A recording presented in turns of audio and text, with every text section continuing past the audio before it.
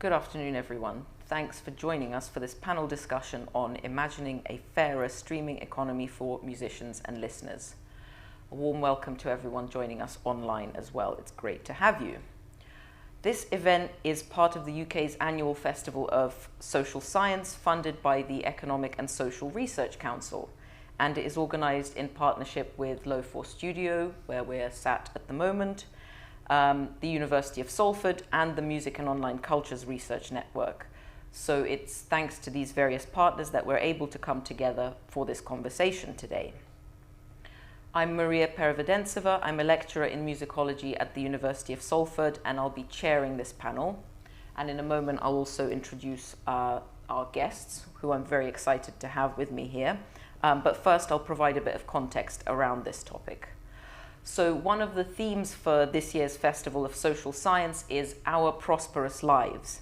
And this question of prosperity at an individual and societal level has been a very lively one around music streaming in recent years. Platforms like Spotify, Apple Music, Deezer, and others have in many ways revolutionized how music is disseminated and consumed, giving unprecedented access to much of the world's music to listeners whenever they want it, and all for very little money. Around 800 million people globally subscribe to a streaming service, which is quite remarkable for a comparatively young industry. And the fact that it's been so widely adopted suggests that people are basically into it. They're happy with what streaming brings to them. They believe it brings value to their lives, and that these platforms have therefore enriched our lives by giving us such boundless access to these cultural resources. At the same time, some other people, often artists and often independent artists, have become increasingly critical of the working conditions and economic model that streaming services have embedded in the music industry. And that's because while streaming platforms claim that they've paid record-breaking amounts to artists in royalties year on year, those same artists are saying that those payments don't constitute any kind of meaningful livelihood that they can support themselves with. The topic of streaming royalties has even been debated in the UK Parliament, which is quite surprising because you'd think musicians would be quite far down the pecking order when society as a whole is experiencing so many difficulties. And to me, this suggests that this schism in the economics of streaming is widespread and apparently resistant to being corrected by market forces alone. That's why it's creating these wider discussions. So to me, the fact that this topic has captured the public imagination in this way perhaps suggests that this conundrum that it represents also touches a deeper cultural nerve than a simple case of income inequality, because that is endemic in society as a whole. So perhaps there's something fundamental about the value of music, art, and culture that's undergoing a shift right now, which the debates around this economic schism are a symptom of, and maybe that also warrants discussion. My current research is interested especially in the ambivalence around what is called the democratization of music that streaming has enabled and digitalization has enabled. So I'm keen to think about fairness in music streaming beyond just economic terms. And that's probably enough scene setting for now. And if I could please get our panelists to introduce themselves and their professional and personal relationship to streaming, starting with Kat. Yeah, of course. So, hey everyone, I'm Kat. I have worn a lot of different hats in the music industry. I'm primarily a journalist and writer, so I write about music and technology for the likes of Vice Media, Stereogum, NME, Music Ally and Music Business Worldwide as well. I have also worked on community platforms and projects within the music industry. So I helped to launch a music tech research organisation called Water Music, along with another music journalist called Sherry Hugh. I've also worked on music major label projects. So I've worked on an audio wellness project that was launched by Universal Music earlier this year. And I currently work as a community consultant, and social media consultant, working with not just musicians but across the creator economy, helping artists and creators to monetize their fan bases, often using community platforms like Discord or newsletters as well. So I am primarily and just to add as well, I've also earlier this year I helped co-author a report into the streaming music streaming industry that was published by Impala, along with another music industry consultant called Dan Filer, that was called Investigating a Two-Tier Economy in Music Streaming. So that's definitely meant that I've been kind of plunged into music streaming economics quite intensely for like a month this summer, and I've spent a lot of time looking at various press releases that have been released by Universal and Spotify and trying to decode what they mean, because there's so little like information parity around this topic. It's all incredibly oblique. I would say my main involvement and experience of the streaming economy is as a fan. I'm not an artist, but I am concerned about the kind of decline in quality of various streaming platforms, and obviously the knock-on effect that has on artists. So, yeah. Thank you, Kat. Yeah, that is a lot of hats. So but many hats. I think many hats that will get you to draw on later as well. Julia. Gosh, that was amazing. Hello, everyone. My name's Julia Toppin. I'm a senior lecturer in media, music and enterprise at the University of Westminster. It's my 7th year there, and I primarily teach on the BA Music Production, Performance and Business, the MA Music Business Management, and I've slid into doing some television stuff as well, and obviously all these things converge. I did the MA after 10 years in teaching in music business management as a student myself, because my cousin founded a drum and bass label, a jump up label, if you know your drum and bass, and he didn't know how to run it, so he asked me, because I also did quite a few years in television in the 90s, and so I wanted to learn how the music industry worked, so I went and did the masters at Westminster. And because I had a teaching background, I ended up lecturing as soon as I graduated. In terms of, from a label perspective, from our Digital 1&1 perspective, I think I was one of the early people that were against streaming. I remember when, it's a micro label, but we used to make about 10 grand a year, which is, if you've already got a job, it's a decent bit of money. We used to invest in artists and do lots of live events. But as soon as streaming came in, our income went down by like 80%. And the distributor was very bullish in terms of, well, you've just got to get on board because everybody's doing it. I felt like, well, I'm earning a 50th. We used to sell downloads, and drum and bass is very much because it's a DJ-led, people will buy downloads. And so to go from earning, 80 pence and every 99 pence that for people that are buying your track, to getting 0.0004 pence is just ridiculous. A million streams was £4,000 when we started, and I think a million streams is now £3,000 now. So it's kind of it's even worse. So I was never really pro streaming, but I was told that my ideas were outdated, and and everyone was going to get on board, and it was just this amazing thing. I also come at it from a lecturer's perspective, because I'm on the business side, and so the business of streaming, teaching students how they can capitalize on it. And I think that streaming is something that does democratize, but a bit like a lot of capitalist structures, doesn't quite end up being as fair as we think it is. And I'll leave that for now, because obviously we can open up later. Thank you very much for that. I think that perspective of running a label at the cusp of the transition into streaming as well gives you some fascinating insights. And now over to Tom, who has always existed in the streaming landscape. I'll let you tell the story. Hi everyone, my name's Tom, and I play in a band called WH Lung predominantly. So yeah, we had our first album out in 2019 and have since done 3. And we're kind of in, all of our music is on all the major streaming services. But my experience with being in an indie band is that we're much more reliant on the live side, which is a very common experience, and indie record shops really, and physical sales.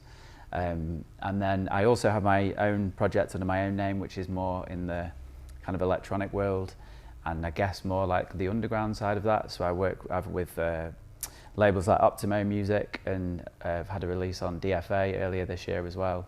And yeah, it's kind of different with that. With the DFA release, I'd done like an edit of an LCD sound system song, which had probably for my own stuff had done way better on streaming than anything else I'd ever done, really, because of the LCD association, I'm sure.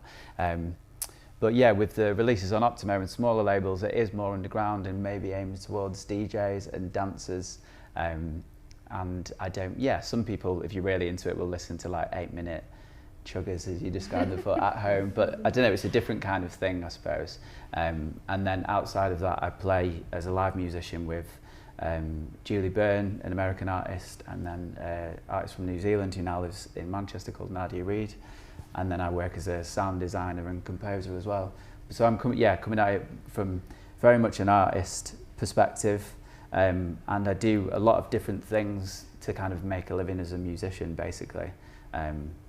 So yeah, I kind of think my relationship with streaming is mixed. As like an independent artist, it's obviously not like glaringly positive across the board, but as we were saying before, I don't necessarily feel doom and gloom about it. I just sort of redirect my efforts into other areas of it. And I've had some really good personal experiences with Bandcamp, for instance, which I'm sure we can talk more about. And yeah, I think the way that I think you've just got to think a bit more kind of creatively, and like you have to know a lot more as a musician these days. I think you have to really kind of understand the industry and what, I don't know, where your music is going and what that means and that kind of thing. But I do quite enjoy that, but I know that that's not for everyone. And I was working full time in like a university job, just working in like the counselling service and student support. And when I was doing that Monday 9 to 5, I didn't have the same time that I now do. So I understand it's also a bit of a privilege to have that perspective of like doing everything as a musician, really. But yeah, I feel, and as a listener, I have a completely different relationship with it. As a listener, it's great, so really, isn't it? But as an artist, like a different kind of experience with that. But yeah.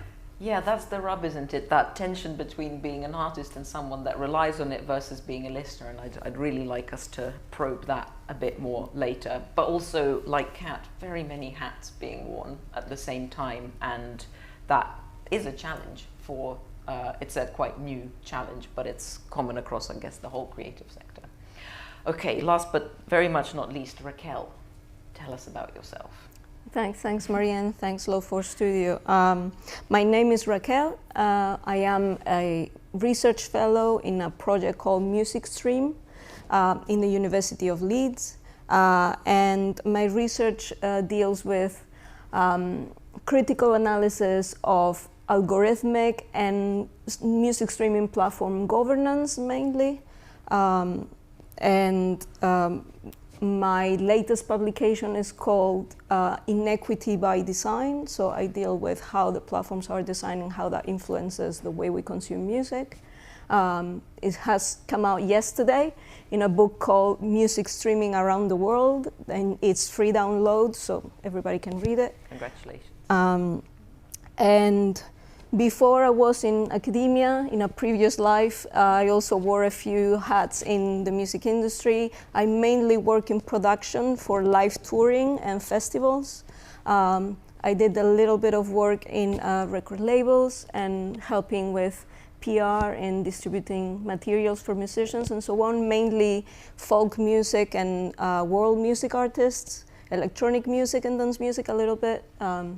So I had that experience before I decided to go back to academia and do critical research about it. And as a listener, I come to music streaming from a different perspective as well, but I think not overly positive from the start. I think perhaps because I saw sort of everything, you know, I was there before streaming, and I was there in the peer-to-peer era, and then I was there when the streaming platform started. I've seen the whole thing change, and I am not sure, still convinces me, even as a listener, that is providing me the same thing or similar to what I had before, if that makes sense. Yeah. All right, thank you. So there's some core themes that have emerged that I'd like us to run to next, well, in a moment. But given we've all introduced ourselves, I thought it would be nice to get to know you, the audience, but via a highly technologized and mediated way, via Mentimeter. So I've got some questions for you, and if you could use your smartphones, please, to answer them. So the first question is, do you think, oh, that's not meant to be the first question, my apologies. Okay, here we go. What is the main way you listen to music? You can access this by going to menti.com and using the code 87309373. People online, you can do this bit too. And the results come in live on the board. Can you repeat the link, please? The question? No, repeat the link. Yeah. Yes, menti.com, and the code is 87309373.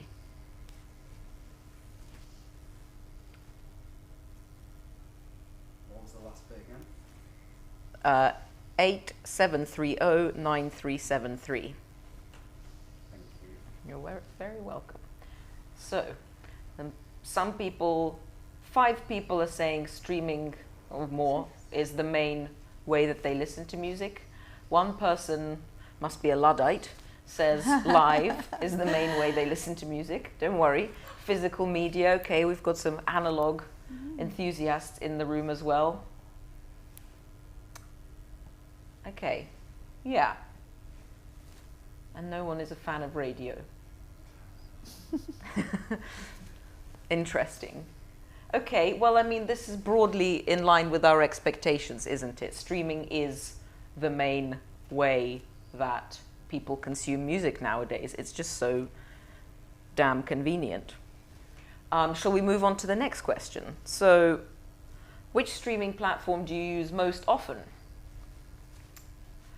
Those of you who are already logged into Menti should be able to just carry on with what you're doing. Okay, we've got one for SoundCloud, one for YouTube Music so far, but again, Spotify coming out on top there. Not surprising, I read in their latest quarterly report that 45% of people who pay for a music streaming subscription outside of Russia and China, they mess up the stats, they have a Spotify subscription. So they really do have an incredible market share, which they hope to grow. Okay, cool. Next question. How much per month do you spend on your music streaming subscriptions? This is a personal question, obviously, but okay. It's one of those things that you're never quite sure. You subscribe and then they keep raising the fees, and it's sort of automatically coming through and you don't really know. Yeah.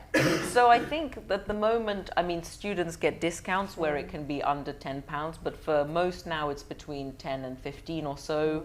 And I guess with this question, I was trying to see if people are subscribing to multiple platforms at a time, but I guess this is suggesting that it's one for most people, but do correct me if I'm wrong. Okay, next question. Where do you go for music discovery? Choose your top 3. And the options are for people back here who can't really see the screen. It's algorithmic playlists, human curated playlists, social media, online marketplaces, record stores, radio, journalism, and other.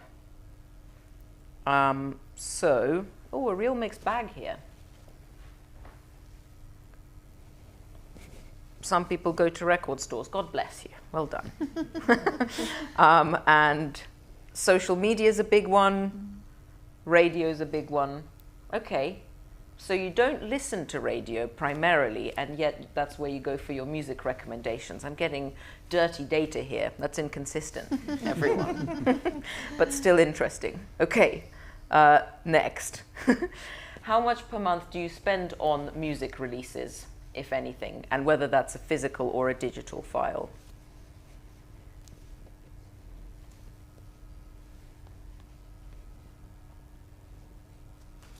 Okay. Okay. So majority of people in the 0 to 10 camp, but a little bit of investment going on there. Probably buying half a record for 30 quid nowadays. Okay. And then final question for now. Which of these roles best describes you? So you could be a musician, a music fan, a label owner, other music industry role, platform worker, journalist, researcher, or student.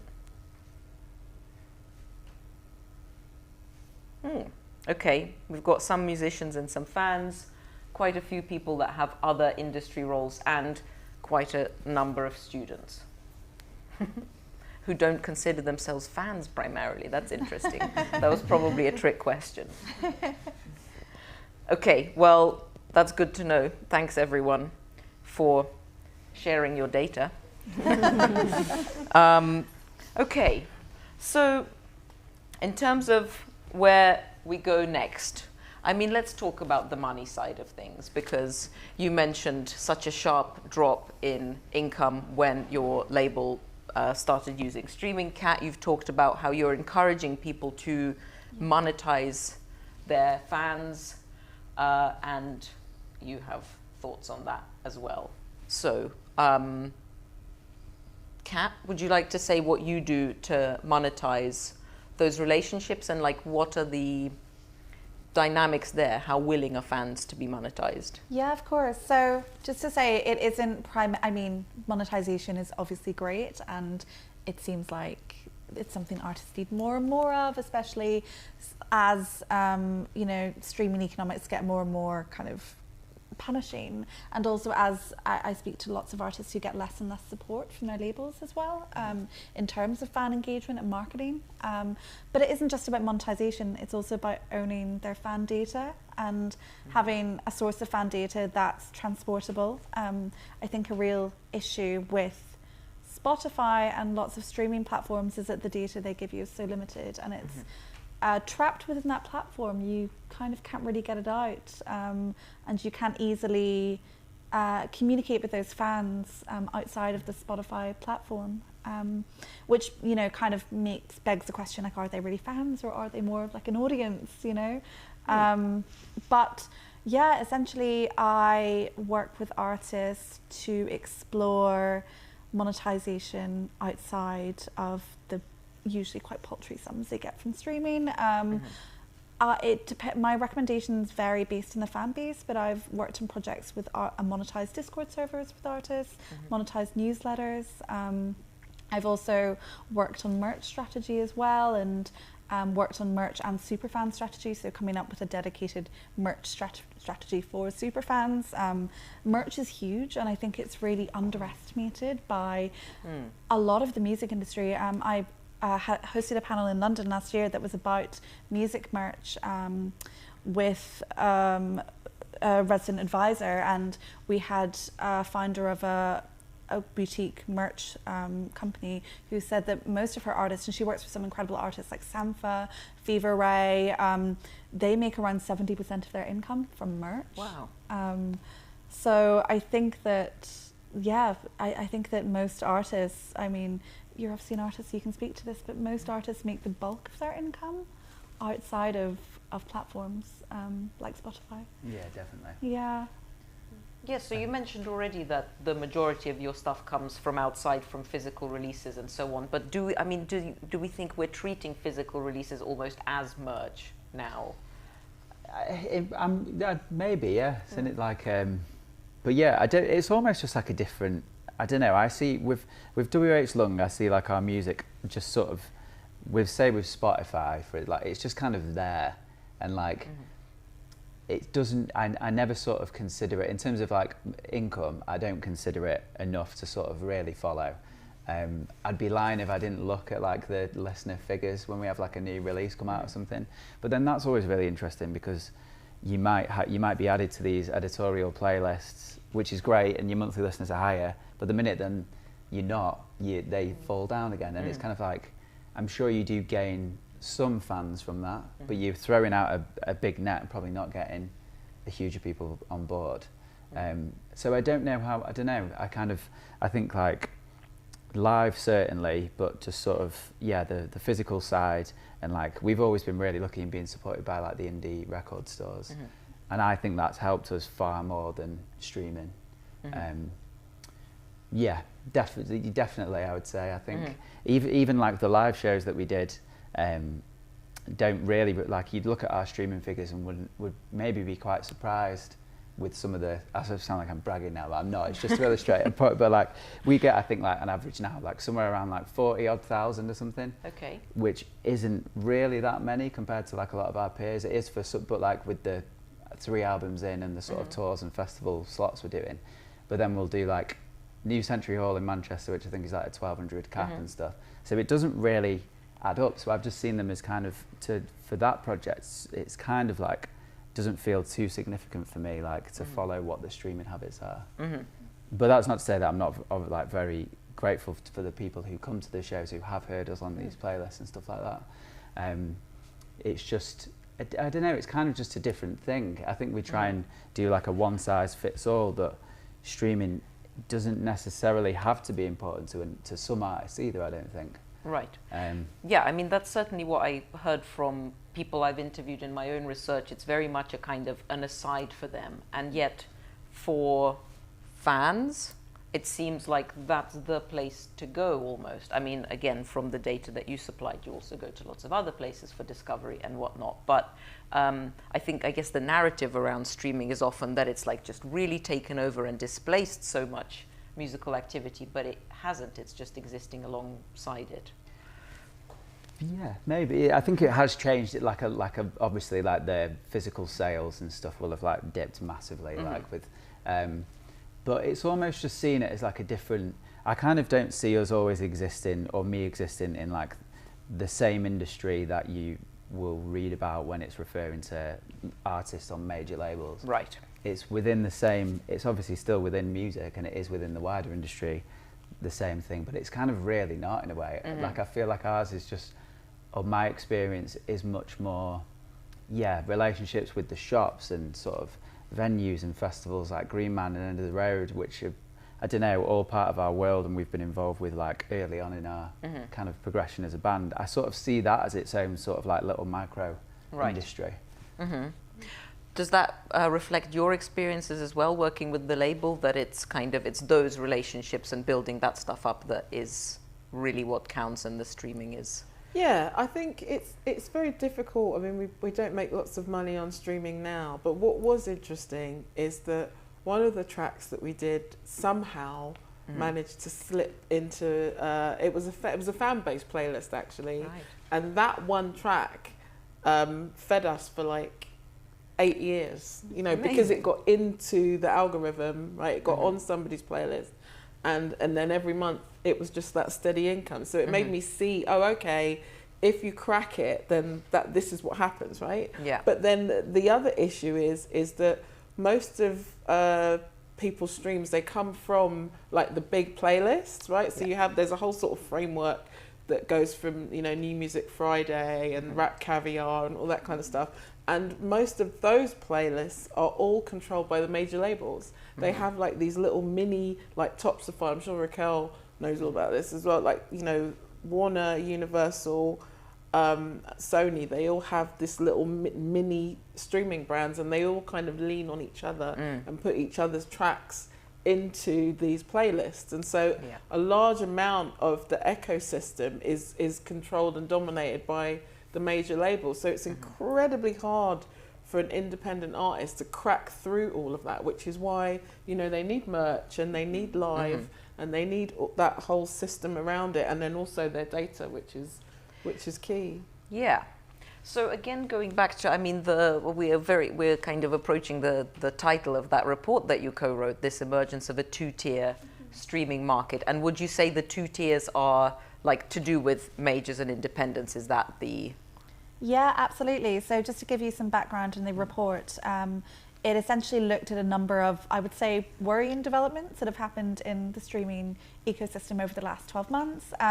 The first of which is demonetization. So I don't know if you guys heard about this or read about this in industry news, but Spotify brought in a policy where it demonetized the first 1,000 plays of all tracks across its catalogue. And that's actually like 2/3 of Spotify's catalogue. So that's huge cost savings for Spotify, obviously. And ultimately, it is pennies. Like anyone who's seen the back end of Spotify knows that 1,000. I can't remember exactly how much 1,000 streams is. Maybe about 40p. But those 40p's add up, and I think the issue is that it introduces a worrying dynamic where Spotify can demonetize music on their platform. And I think one thing the report was trying to raise a red flag around was that these dynamics only intensify. Things never get remonetized. They only get demonetized further. That's the whole dynamics of these things. It's a slippery slope, is what I'm saying. And then at the same time, UMG actually renegotiated their licensing deals with almost every major streaming service as part of this big movement that they've introduced called Streaming 2.0. And this means that UMG artists we don't know the financial details, but they're on a different licensing deal to. Yes, well, I think Lucian Grange's language was kind of it was growth of monetization. It used lots of language like that, so you can tell it's probably a pretty good deal. And I think what the report was trying to raise alarm bells around was that these platform changes have huge knock-on effects on artists' careers. Lots of indie labels we spoke to said that it actually slowed down, demonetizing those first 1,000 streams slowed the growth of lots of their artists' careers. So even though it had no real financial implications, it kind of has a knock-on effect where it becomes even harder to, reach the next level of their careers. So, yeah, that's essentially where the title of the report came from. The idea that these huge platform changes are kind of being imposed on the music industry and often made in conjunction with major labels, and the rest of the music industry kind of they don't really have any recourse, like way of responding to the changes. There's no impact assessments being done, I don't think. And I think that is a worrying dynamic that will only intensify. Because there was a bit of pushback, wasn't there, from the independent side and from a lot of sort of hip hop and rap artists. Yes. That it was a really big deal for them, but then obviously they don't have that sort of collective bargaining power. Yeah, absolutely. I think that's the issue. I don't think it was as big of a PR disaster as I think it should have been for them, because interesting. I would say even if you aren't an artist, it sounds quite bad demonetizing music. I don't think it's a good look, but yeah. And yet maybe for listeners, we've already been so conditioned into thinking that we swallow that kind of easily, and there's no pushback from the listeners, and the listeners are the customers essentially. But I think what you're saying perhaps relates to your recent publication then, this inequity by design. So can you tell us more about what you mean by that? What I mean by that is that the way the platform is designed and the software infrastructure behind the platform, it's already creating those problems. The content that exists in the streaming platform is not all organized and classified in the same way.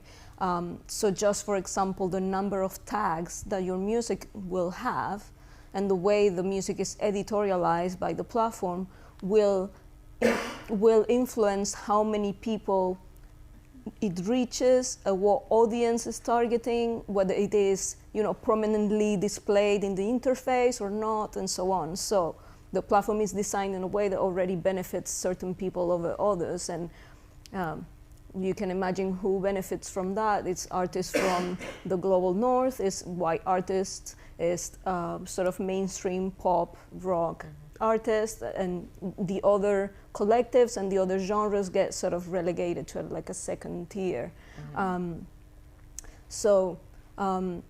Regardless of how much money people make, I could say that perhaps the money people make is like a second step from that. So the platform is designed to benefit the majors and benefit the catalogs that the majors want to push or want to show more prominently and so on. So as a consequence, there are certain catalogs that get way less exposure, and so they are less monetized from the start.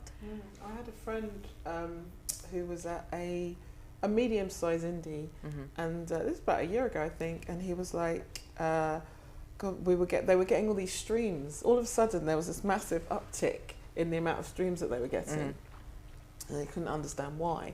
And then it turned out that the CEO of this label had signed an agreement to beta test what was probably Spotify Discovery, right? And signed an NDA, obviously. And so that was why all of a sudden, you know, these things were getting pushed. And then you realise, well, what chance does like a young independent artist that isn't on like an established independent label or on a major label, what chance do they have when they can afford to do things like Spotify Discovery that immediately give them that boost? Yeah, just to give you some context, so Spotify has two promotional tools in app. You've definitely seen them. They're called Marquee and Discovery Mode. So if you've ever opened up Spotify and had a pop-up that's like, you know, listen to this artist, it's been paid for. And the way they work is that the artist agrees to sacrifice their royalties on the tracks they want to push. I'm struggling to remember the exact sacrifice. It's 30%. Right? Yeah, I think it's 30%. So they give up 30% of their royalties in exchange for preferential treatment on the platform. But those tools, which were actually designed in conjunction with Universal Music Group, which is hilarious, they are now so widely used that it's table stakes for any artist, right? So everyone, I think that there was messages that were leaked from Spotify Slack. It's in Liz Pelly's book. And in those messages, Spotify employees said that 50% of artists in tier 2 to 3, and that's artists that are earning from 30k to $500,000 per year on the platform, 50% of all those artists use Discovery Mode or Marquee. Incredible. Which is crazy. So yeah, it's essentially a given, I think, that a lot of artists will use them. In terms of the metadata, the tagging and so on, this will become kind of a self-amplifying feedback loop as well, because with the AI DJ features now that Spotify has, you have to type in your prompt, play me music that sounds like a, you know, sunshine, shower and rainbows on a sunny afternoon, and it's only stuff that they have those tags for, extensive tags for, that will be able to be responded to in that way as well. So the stuff will get pushed even further back, which is an interesting one. Yes, basically the more we use automated tools to do that kind of thing instead of human editorialization or curation of content, the more it will become homogenized and sort of funneled onto a certain section of the catalog, and the other stuff will be sort of, you know, getting lost or falling through the cracks a little bit. If you think about it, the certain categories for AI that are basically AI in any automated tool needs to have the tags and the content so that the software can read what kind of music this is, to organize it in a certain way or to give it to you when you write a prompt. But if you don't even have the tags that describe your music in the way that it should, then that is not going to be found, or is not going to be shown to people. And you've shown in your work and in papers I've seen you give that there's very much a bias for global North pop music. So classical music, world music genres, all of that stuff gets kind of lumped into one category, and that is then pushed down. Except when a major label has a particular interest to develop one area of their market. So for example, if they are currently developing Mexico, because music from Mexico is up, Latino population in certain regions like the US are up, and because Spotify's third market is Mexico, so then tagging metadata for Mexico will suddenly become very important, and there will be more granularity about that. But then other areas will be completely lost, like the entire Indian continent is not very well tagged, for example. So good luck finding something from that area. Is it then just a waiting game to hope when India has its big Spotify adoption wave, and then they'll do all that? They have their own cataloguing work. They have their own Right. streams, and they have Bollywood. Right. Okay, and that's why China and Russia are out of the running for Spotify as well. Yeah, interesting. In terms of data, you mentioned data, and like thinking about this from a artist perspective, that data is valuable. You can take it with a pinch of salt, but yes, it's good to see, oh, we've had a sudden uptick there or something. And you've raised this question of portability. So like, how do you encourage artists to fight for that, or do you encourage them to request kind of their data through GDPR laws, or how does it work? I haven't heard of any artists successfully requesting their data from using GDPR from Spotify. I'd be really interested to hear if anyone has done that. I think it's about having a data source for your fans that just isn't platform dependent. Like we've seen so often, like these platforms just wax and wane. And Spotify, I think, if you've been following them in the media, they have been investing really heavily in audiobooks and podcasting. And I'm sure if you use Spotify, you'll see that often you'll see a row of podcasts before you see a row of music on your homepage now. So I guess the danger is if Spotify does lose interest in music entirely, will your fans collapse along with that arm of Spotify's business?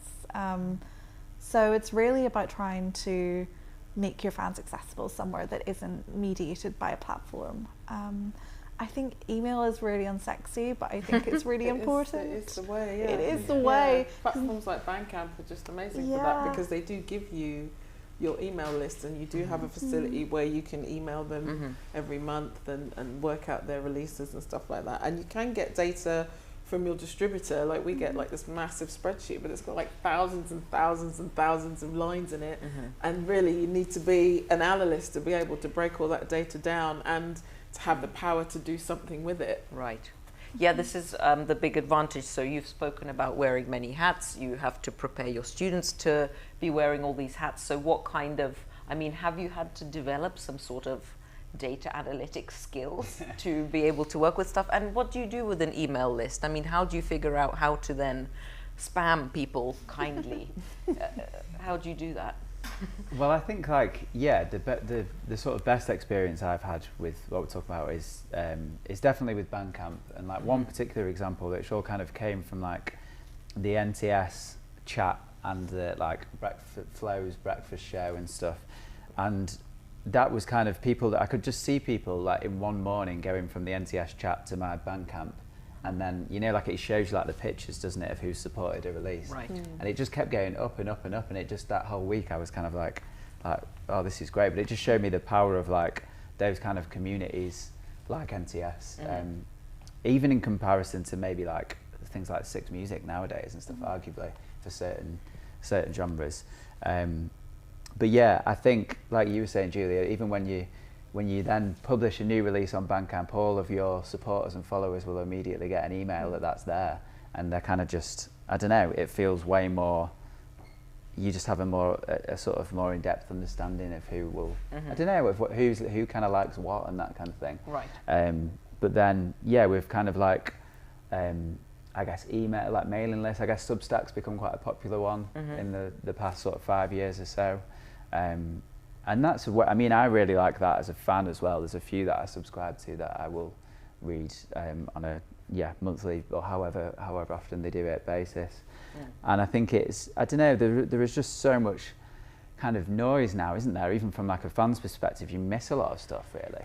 And I used to scour when I was working at the university and should have been doing my actual work. I would just be on, and this would be about 10 years ago now, like things like DIY, Line of Best Fit, which I know is still there, but they were like so much more of a thing that kind of just aren't really there anymore to the same extent. And I think for me, Substack is kind of one of the things that's replaced that.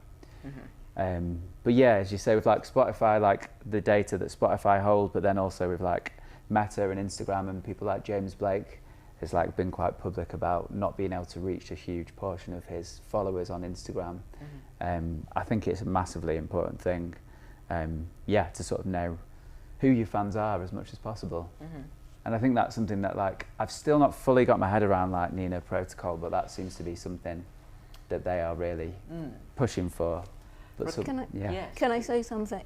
I think there's also a bit of a hype really about the data that the platforms have about your fans. Sometimes doesn't quite match what they actually know about your fans. It's also, you have to critically think about how they present the data to you. There's a story going around about how Spotify for the longest time, it was showing a lot of people that they had a lot of fans in Miami. So artists from Puerto Rico saw that they had a lot of listeners in Miami, but not in Puerto Rico. And that was quite strange. Like, usually you first touch your local community and then you become international, and the opposite seems a bit strange. And actually later they realized that there was a little tweak in the software that needed to be done for the location to be picked up where the listeners were in Puerto Rico and not in Miami. And so they changed it, and suddenly all those artists understood much better who their community really was, instead of trying to, you know, go on live touring in the US, in mainland. And that was not, so you have to take the data that they give you, the platforms in general, with a pinch of salt. Yeah, I really support that, Raquel, because remember the last year or so, the labels have all been about world building and community building and superfans, right? And we know that the major labels, most of them have a stake in Spotify. I know Sony sold theirs quite early, which was quite smart, really. I don't think Spotify will ever really make a profit. But it's, if they had access to all of that data, right, then why do they need to care about like world building and fan building? Surely the data would give them that, wouldn't it? So obviously you're spot on in the fact that it's not really that detailed and there's not that much there. Yes, I guess you have to go back and sort of deviating from the main question, but the business of the platform is not subscriptions. The business of the platforms, the money comes from other sources, not from the subscriptions people pay, or not their main business is not that. So I think they worry less about knowing who the listeners are than they worry about, is this marketable for advertising? Or is this data that I can sell to a third party? So I think it's a different objective.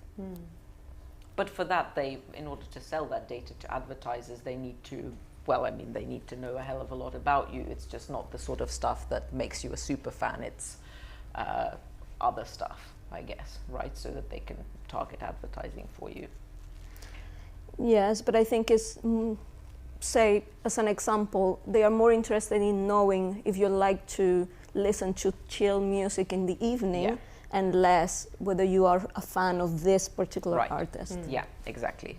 Yes, that's interesting. And again, I'm going back to you, Kat, because I find this, I find what you said very interesting at the beginning. So in terms of monetizing fans, how do the fans feel about this? Do they feel good about their data being used to these ends by artists themselves? Is like, how are you working out that narratives with fans? I think it really varies fan base to fan base. I have worked with some artists where I've spoken with them about, you know, their artistic careers, and they just don't have the kind of fan base, like they just don't have the kind of fan base that could sustain a super fan offering. It isn't the solution for every artist, but I think that if you are an artist that maybe you have a kind of personality or something that you offer fans outside of music, so maybe you have like a really great social following, maybe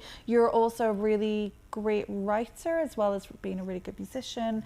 That's, you know, one thing I definitely try to, if, you know, counsel if artists come to me looking to launch a Substack is you need to be a decent writer, otherwise it isn't going to work. So I don't think it works for every artist. No, I don't think it works for every fan base. Some fan bases are naturally more lean back, and there's nothing wrong with that. Some bands are live bands, and artists, if their fan bases don't necessarily want to have a digital element to their fandom with that artist. I think generally with fans, I don't know if everyone in the room feels like this, but I think there is a lot of subscription fatigue when it comes to these things. So it has to be negotiated quite carefully. I think it isn't just unique to the music industry or the music ecosystem. I think across all the creative industries, we feel like we're constantly being asked to subscribe to more and more things. And it feels like that ecosystem is getting more fragmented. Yeah, I don't know if anyone feels the same way in the room. Well, we could take a short break to ask a Menti question, if you guys are ready for it again, which is, do you have any direct subscriptions to artists or labels?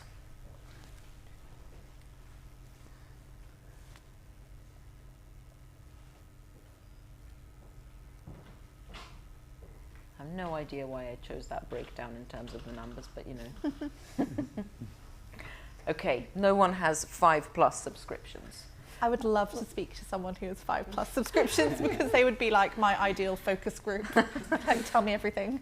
Yeah, I mean now you need a subscription to have a printer cartridge nowadays, don't you? So yes, I think the subscription fatigue thing is real, and maybe we can start getting the audience involved with their voices too. Is the subscription that you have to a label or to an artist? Anyone? Artist. Okay. All right. So you think that's worth your while rather than subscribing to a label where hopefully there's lots of people who you can follow like that in that way. Yeah. Okay. That's an interesting one. Thank you for that, everyone. Another one more question while we're thinking about or getting close to thinking about alternatives. Would you follow an artist label to a different platform? Like, would you leave Spotify? People are saying yes. Okay, everyone, that's good. That's optimistic. Okay. I guess those two things are kind of related. If you subscribe to an artist rather than a label, it feels like you are supporting the artist directly, whether that money actually reaches them or not. But it feels like you're supporting the artist. Right. So I guess you're also kind of, in terms of, demand in the consumer market, means that you're also ready to follow them and keep supporting them somewhere else, I guess. But I guess to do with the splintering of the ecosystem thing that you just mentioned, so in terms of like the emergence of the two-tier streaming market, which we've mentioned, and we've talked about how majors really dominate there and the labels, the independents, I guess we're all talking from that sort of level. So there's kind of, I think Bondi or Dave described it in one of the articles that they've published as a double oligopoly. So there's the streaming services where Spotify dominates everything, and there's the major labels that dominate everything there, and they've banded together. Everything else is on the outside. But now you mentioned this splintering effect, and there are more and more platform alternatives coming up. Nina Protocol we've mentioned, and if someone has more experience of that than I do, then I'd love for them to tell the audience what that is. Lots of other things. Subvert, this new Bandcamp successor. So to what extent is it realistic for fans to think that they will leave these spaces? To what extent will they have to come back, because actually all the music they like will still largely be on Spotify or something? Or is it feasible to think that one of these platform alternatives will be like a good enough home for a specific scene, let's say? Will they become scene specific, and that will enable people to continue to be loyal to them and therefore justify them being splintered? Or will there be a re-centralization once again? Not an easy question, a very long question. Any thoughts, anyone? I think as somebody, I suppose I always tell my students that, Spotify is the industry leader, right? And so you need to have it, because if you're sending a playlist to somebody, or you want to send them your music, it's normally Spotify. Everyone has Spotify. And now obviously they are of dubious character because of what they've been doing, right? And as a fan of somebody, I grew up without Spotify, right? Buying CDs, buying vinyl, then buying digital downloads, then swapping, ripping CDs, and the peer-to-peer stuff and all of that. And so now I feel a bit like there's a part of me that wants to come away from Spotify, right? Because I actually want to go back. I was talking about MP3 players. I want to go back to that because I'm realizing now that I'm not listening to, I'm just listening to a very small, even though the vast thing is there, I'm listening to a very small selection of current tracks, right? And perhaps I would rather buy 1 or 2 CDs a month and then have somewhere that I can just buy some MP3s as well. It seems like I've not used it yet, but I know a few of my friends used Qobuz because it seems like it's like a streaming platform, but you can also just buy stuff within it and have your own collection.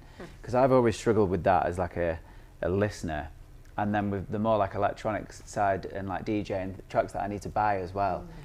But I have no idea where I get some of them from Bandcamp, some of them I still get from whatever iTunes is called now. There's no rhyme or reason, I think, for me. And I think it'd be nice to have something where you could, I don't think streaming's ever going to go away, and I'm sure stuff will become decentralized and then centralized again. I think, because even like Bandcamp has come under criticism in the last 5 years, hasn't it, with the sort of changing ownership, and then that ownership then selling them on, and then employees being cut and stuff. But it had a real great golden period. So I think, maybe just one of the sort of consistent effects of capitalism is that everything will be ruined at some stage. But I don't know, I think there'll be like as a listener, I think there's just like a hybrid kind of thing, I don't know. I've personally had, I think not every, but like I've had Tidal, Spotify, Apple Music in like the last 10 years. Right. I've had all those, Yeah, and you just keep going between. And so the idea is that over time the kind of problems with the convenience will become clearer to see, so people will naturally row back, like with the whole ultra-processed food stuff. It's becoming clear to see that just banging something into a microwave for 2 minutes will kill you. So you've got to go and make your own stuff, and so it's a balancing act of that. Is that what you're saying? Maybe. Well, I think a lot of people, there's different types of like listeners and music fans as well, aren't there? Like, I think some people will, like speaking for myself, I have a streaming service in Tidal that I use. I'll buy digital tracks a lot off Bandcamp and iTunes, and I'll buy records in record stores. And just how much I do of each of those things just varies. Like, I don't know, there's just not like a one size fits all, I don't think. Yeah, and I don't think there ever was. People would listen to the radio because they didn't want to make an effort to choose something. They just have the radio in the background and it's constantly providing content for them. That was, for decades and decades, that was a very important way to discover music and listen to music, and a way of active and passive listening at the same time, depending on the program or the station and so on. So it's, in our project, what we have seen very often is that even if the economy has changed or the way of making money from music has changed, the habits of people are not necessarily that different. There's still people that want to have stuff served to them, and there's people that want to actively look for music.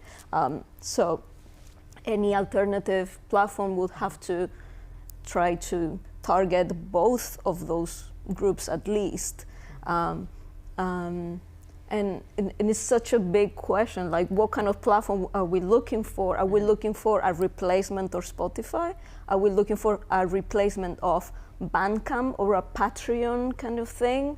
Are we looking for something more like MySpace that had like a social feature and you could talk to people and connect and like, you know, get involved in your scene locally?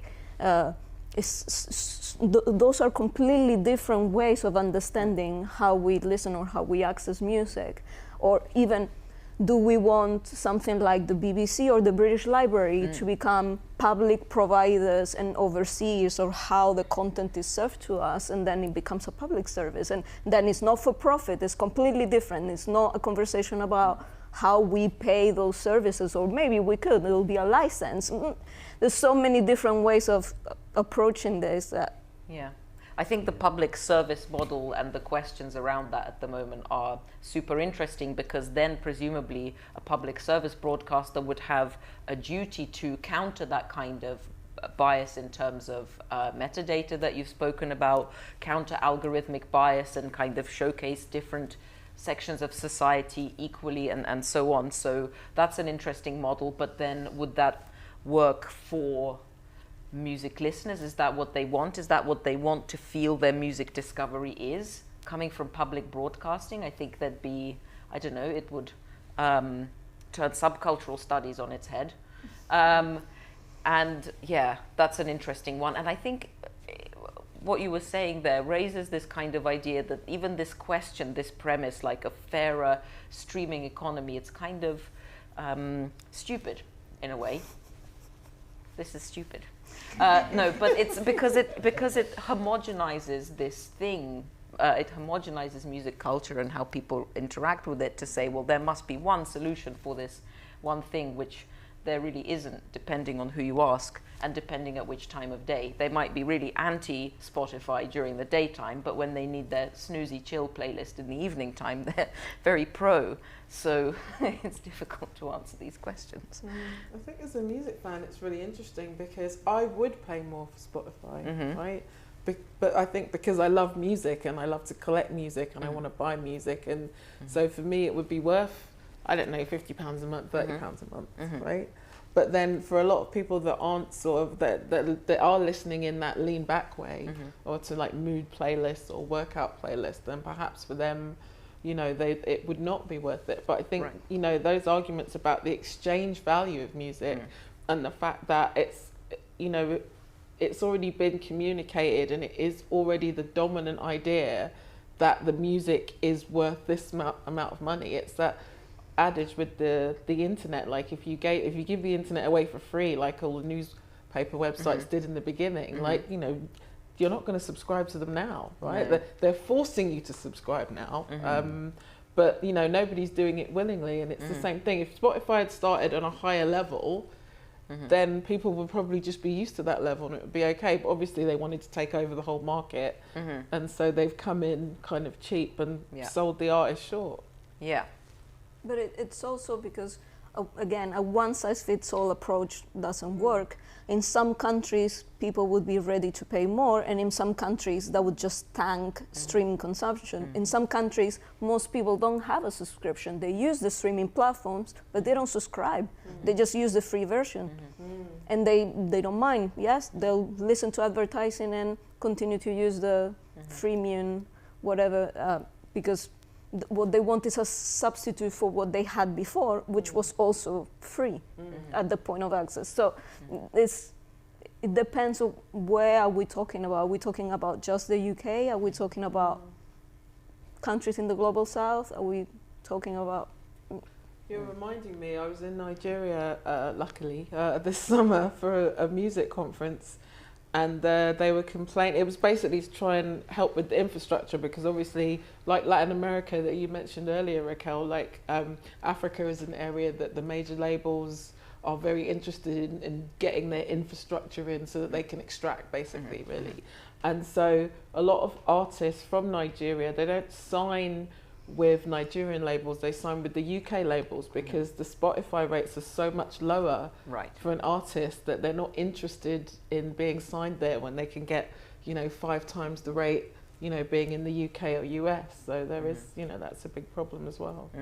Yeah, and I've heard from label bosses in Nigeria. I think I read an interview in Music Ally where it's like Spotify just aren't helping them market subscriptions in that region, and they aren't really pushing their artists. So it's like self-fulfilling kind of cycle where it's like the payouts remain low, so the labels struggle to attract local talent.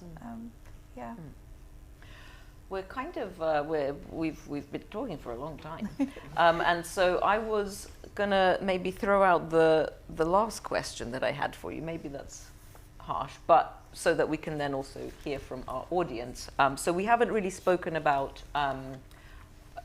We haven't explicitly spoken about fairness in terms of not an economic sense, but just to close out our contribution.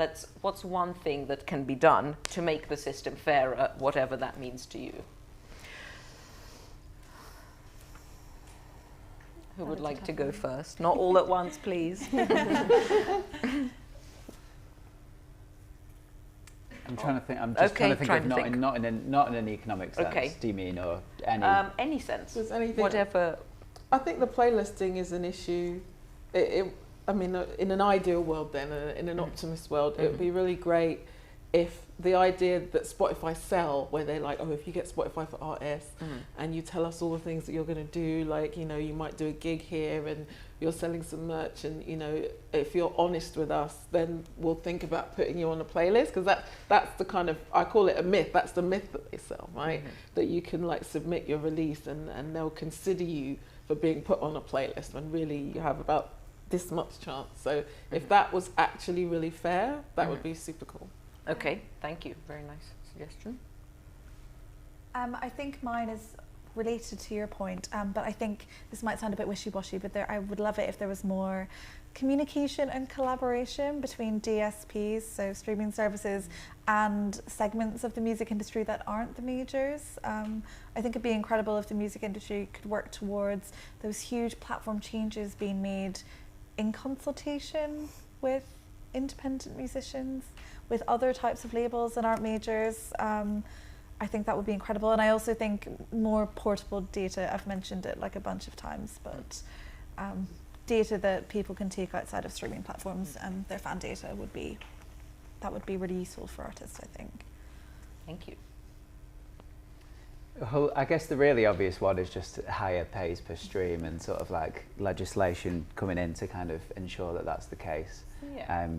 But then, yeah, just on the point of transparency, maybe, because I'd been reading ahead of, there was loads of stuff I didn't know and reading ahead of today about different kind of arrangements that major labels and distributors have with Spotify and DSPs, and the kind of, I had someone mention like NDAs before, and like the kind of, just the kind of dark underbelly that you didn't even know about, and just kind of more transparency around that as well. Thank you. I'm not sure if, because you're asking about fairness that is not in economic terms. No, it can be economic.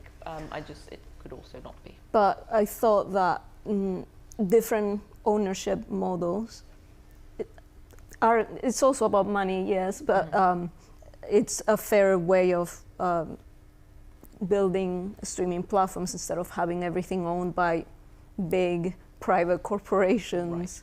Right. So are you talking about like cooperatives? Cooperatives, yes, or public ownership are different alternatives for ownership.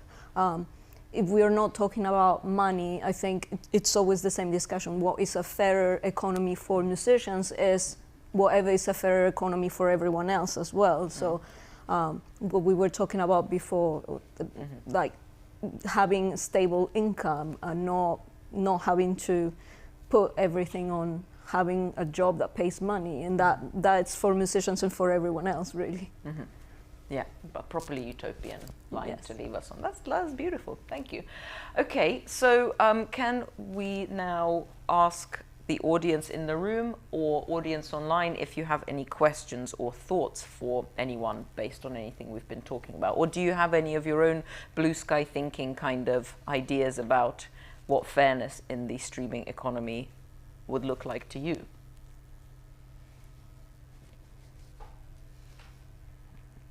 Yes. I mean, I don't really have. I don't really have. Sorry, we're just getting a roving mic.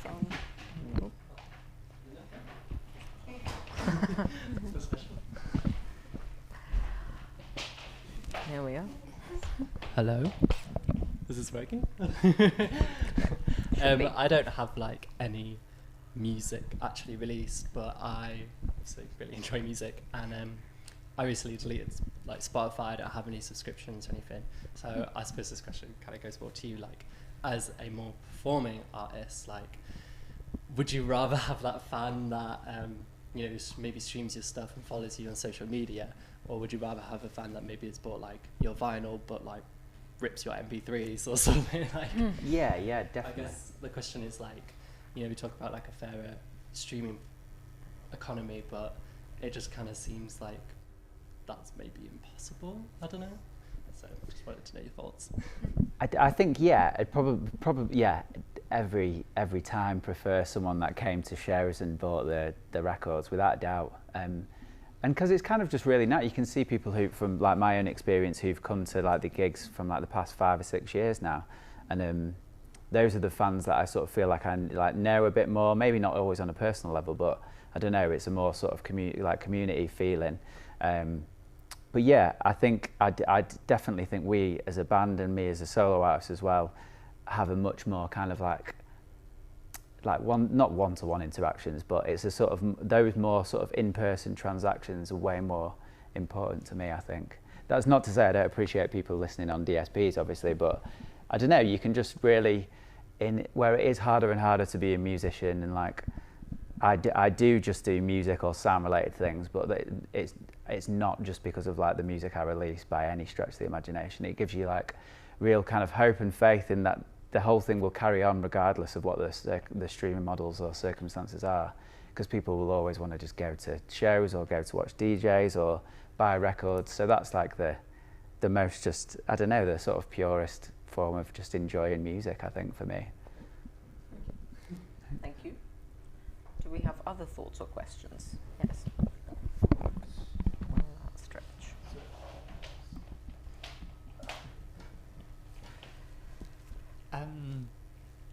Do you feel that streaming services are too far gone? That the ethics and the money and all that kind of stuff, they can't walk it back and become like useful for artists and like ethically viable for listeners, or are they just so corrupt by this point?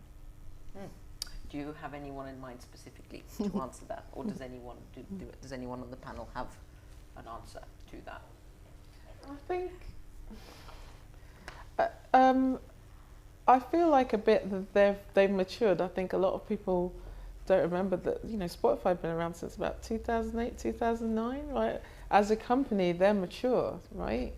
And one thing that we do know about technology is that there is change, and I think there is a backlash against Spotify, and I think at some point in the not too distant future, some new thing will come out, a new way of consuming music. Like when I was buying CDs, we couldn't conceive of streaming, right? And so there will be this next thing, and it'll just wipe them aside, and it will almost be like they didn't exist. And hopefully, that new thing, whatever it comes out, will be better. People will want a better world. Does streaming 2.0 sound as cuddly and utopian as it sounds, or not so much? I think streaming 2.0, as UMG like phrases it, I don't think it is going to be. I think it's going to be a new era for UMG, but not streaming as a whole, and because it only affects our artists at the moment. I think for streaming services, especially Spotify, I don't think it's that they're corrupt. I think that they're not interested in music strategically anymore, so it's deprioritized on the platform. So it's almost not a moral thing. It's kind of, I mean, it is a moral thing if you're a music fan, obviously, but I think it's their business priorities. I think they're much more interested in podcasting and audiobooks and short form video content. If you actually do, and one thing I did as part of the Impala report is that I downloaded every single one of Spotify's quarterly reports and Control F'd the word music, and you can see the number of music mentions just plummet. Oh, I love that. Yeah, it didn't make it into the report, but I was I made a little bar chart and everything. I was like, look at that, guys. So I think it's maybe not a moral thing. They're just uninterested in music. I think fundamentally they're not a music company. They are an advertising sales company, and that's much easier to apply to podcasting. Yes, you could also think of them as data companies. So whatever service they are selling to you, whether that is music streaming, social media, email, whatever you're using, is a data company mainly, first and foremost. So music is just the content that they use, that they happen to circulate or distribute to get data, but it could be anything else. Yeah, this is the other thing which, again, for us as fans or for artists can feel like a kind of betrayal almost. But that does mean that that stuff is likely to survive and endure beyond the platform's own boom and bust cycles. And yes, there'll be something else, but like music shall prevail. Yeah, in a way, it's kind of excites me, the idea that it's being mentioned less and less in a way, because it's like maybe they'll just totally lose interest, and then, as you say, something new will come. Yeah. Any closing thoughts? Do we have anything from online? Nothing from online. Excellent. Any final questions from anybody? Okay, well, thank you very, very much to our panelists, Raquel, Tom, Julia and Kat. Thank you to you, you're a beautiful audience. And thanks to Lo4 for the stream. Thanks to the Festival of Social Science. Good night, everyone.